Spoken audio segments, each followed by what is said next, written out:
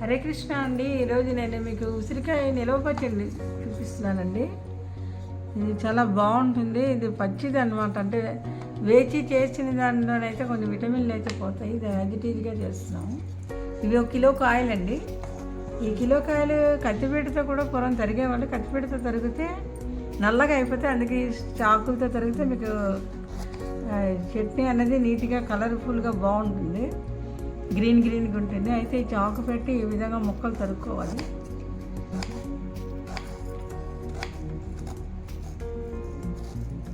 చాలా జాగ్రత్తగా తరగాలి. చేతులు గట్ట కట్ చేసుకోకుండా చూసుకోండి. కత్తిపీటతో తరగడం అలవాటు అయితే చేసుకోవచ్చు, కానీ కొంచెం నల్లగా ఉంటుంది పచ్చడి. ఇలా అయితే మటుకు మీకు ఏడాది పొడవునా కూడా నలుపు అవ్వదు, గ్రీన్ కలర్లోనే ఉంటుంది. ఇలా ముక్కలు తరగాలండి. ఇక చూడండి, ఇలా ఈ సైడ్ నుంచి జాగ్రత్తగా, అంటే ఆ లోపల గింజ సీడ్ వచ్చే వరకు చూసుకుంటూ తరగాలి. చేతులు కోసుకోకండి.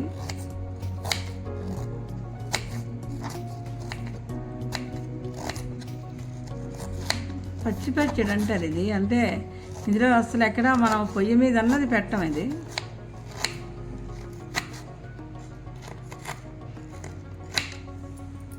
ఇలా తరిగిన తర్వాత ఇవన్నీ తరిగితే ఇక ఇలా ఇన్ని ముక్కలు వచ్చాయి.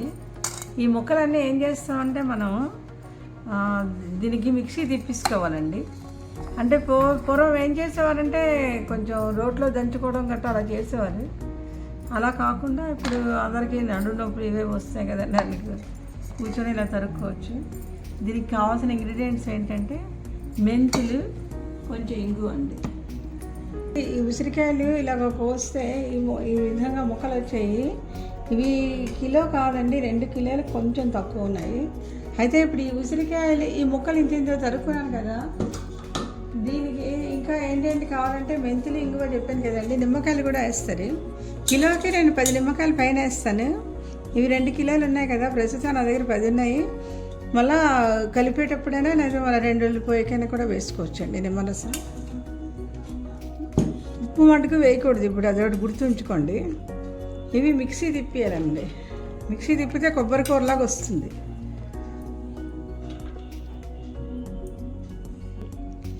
ఇది ఇక మిక్సీ తిప్పిసాము. మిక్సీ తిప్పిస్తే ఈ విధంగా మనకి కూరలాగా వచ్చింది. అయితే మీరు ఇది కానీ టచ్ చేసి చూసారంటే ఎక్కడ తడికే గట్ట పెట్టకండి. ఇలా చూస్తే మీకు కొంచెం బిరుసుగా అనిపిస్తుంది అన్నమాట. ఇది ఏం చేయాలంటే ఇప్పుడు ఇందులోని ఇన్ని మెంతులు వేస్తామండి.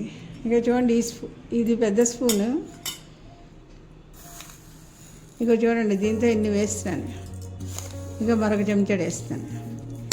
2 చెంచాలు అంటే పెద్ద స్పూన్తో మెంతులు వేసాను. తర్వాత ఇంగువ కొంచెం ఎక్కువ వేస్తే బాగుంటుంది. అలాగే నిమ్మరసం అండి. నిమ్మరసం అక్కడ ఇది లేకుండా, అంటే సీడ్స్ లేకుండా. ఇది 10.5 కాయలు, దగ్గర 11 కాయలు అనుకోండి. ఇంకా మరో 10 కాయలు కూడా వేస్తే నిమ్మరసం బాగుంటుంది. అయితే మీకు డౌట్ రావచ్చు, నిమ్మకాయలు ఎందుకు వేస్తారని.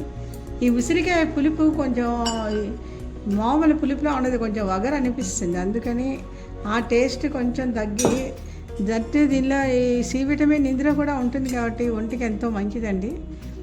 మీకు ఎప్పుడు కూడా ఈ నిమ్మరసం ఇందులో వేయడం వల్ల మీకు ఆవకాయ నలుపు రాదు. ఇది ఇలా కింద మీద కలిపి పెట్టేస్తాం. ఉప్పు మటుకు వేయలేదు, కొంచెం పసుపు వేసి తిప్పాను. ఇందులో నిమ్మరసం వేసాను, మెంతులు వేసాను, ఇంగు వేసాను. ఇది కింద మీద కొంచెం కలిపి పెట్టేసి ఈ చేతితో ఏమొచ్చి తడి చేయి లేకుండా ఇలా దగ్గరగా ఇలా నొక్కి పెట్టారు. చూడండి ఎంత జ్యూస్ వచ్చిందో. ఈ నిమ్మరసం కాకుండా ముందు తిప్పుతున్నప్పుడే జ్యూస్ వస్తుంది. ఇది ఇలా దగ్గరగా ఎయిర్ టైట్గానే, అంటే ఎక్కడ గాలి చొరబడకుండా అంత బాగా మీరు దగ్గర నొక్కిపెట్టి ఉంచేయాలన్నమాట. ఇలా కాంక్రీట్ చేస్తారు చూసారా, ఆ టైప్లో పెట్టాలి. అలా పెట్టడం వల్ల ఏంటవుతుందంటే మీకు ఆ లోపలంతా కూడా ఆ చట్నీ అంతా కూడా మీకు 2-3 రోజుల్లో చివుకుతుంది మెత్తగా. చివికిన తర్వాత అప్పుడు ఉప్పు కలుపుకోవాలి. కలుపుకొని ఏకంగా మీరు దాన్ని అంటే కారం అన్నీ కలిపించుకోవచ్చు, లేదా కొంచెం అయినా కలుపుకోవచ్చు.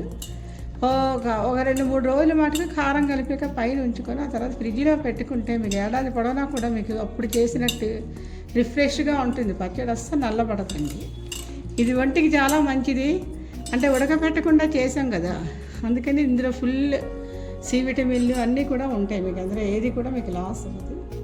మిగతాది అయ్యాక చూపిస్తానండి. హరే కృష్ణ. హరే కృష్ణ అండి. మీకు మొన్న ఉసిరికాయ పచ్చిది ఎలా చేయాలో చూపెట్టాను కదా. ఇదిగోటండి, ఇవాళకి 3 రోజులు అయిపోయింది కదా. ఇగో చూడండి, ఇగో మెత్తగా అయిపోయింది. ఇలా ముట్టుకుంటే మన బిరిసిగా ఉంది కదా, బాగా ఊరిని చూడండి అంత ఓట వచ్చిందో. ఈరోజు ఉప్పు కలిపిస్తున్నానండి. ఈ మెంతులు వేసినవి అలాగే ఉంటాయి, దానికే మీరు రుబ్బక్కర్లేదు. మళ్ళీ ఇది కాక మళ్ళీ మెంతిపొడి వేసుకుంటారు. ఎన్ని మెంతులు తింటే అంత ఒంటికి మంచిదండి. చేదు అన్నది రాదు, మీరు మళ్ళీ డౌట్ పడవచ్చు. ఇగో చూడండి, ఉప్పు వేస్తాను.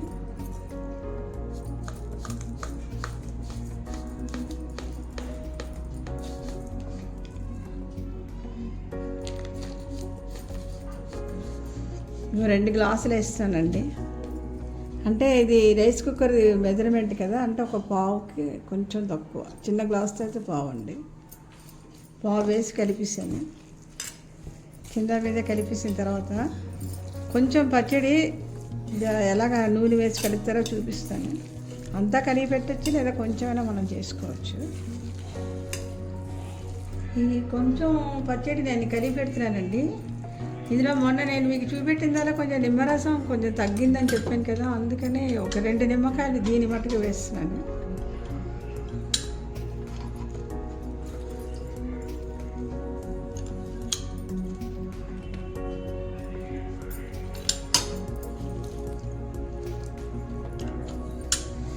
నిమ్మరసం వేసేసిన తర్వాత ఇక ఈ రైస్ కుక్కర్ది ఉంది కదండి, ఈ గ్లాస్కి 1/2 గ్లాస్ కారం వేస్తాను.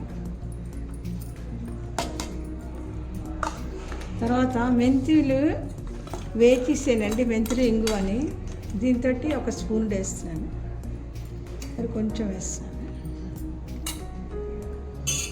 ఆయిల్ మరిగించాను. ఆయిల్లోని కొంచెం ఆవాలు, కొంచెం జీరా, 4 ఎండుమిరపకాయలు కట్ చేసి వేసానండి. దీంతో కారం చూడండి, ఇగో ఈ డబ్బాతోటి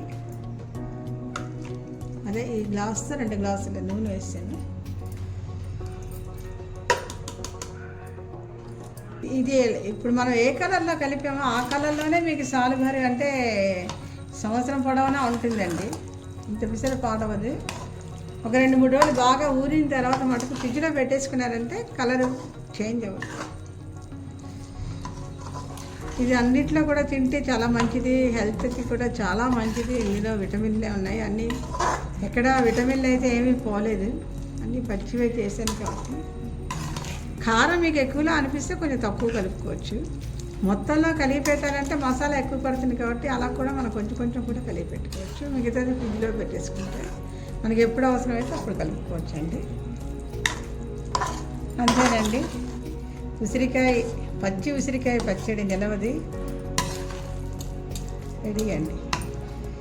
హరే కృష్ణ.